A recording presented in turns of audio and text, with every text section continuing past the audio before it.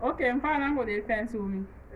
De la banja se de promote di bandamba soni. Mo ya ke de takaya sundo po suten. No, iwom chadi serian bandamba troi, kui serian ko su ko da mission, kwa. No, to da wom se wan kan tan jolo. Mu ya ke invite the place. Ai serian bandamba kuti. Asundo po suten, siento. É assim, ó. Atawakai nakepiki bosi. So, once yo asundo posita ya angula. Bala iso. Liga iwom chadi serian troi kui serian ko skode. No koti wamba namba promote so mpe oda fe no hase koso. Wan hase troi. Ispo tambe mu ye fa.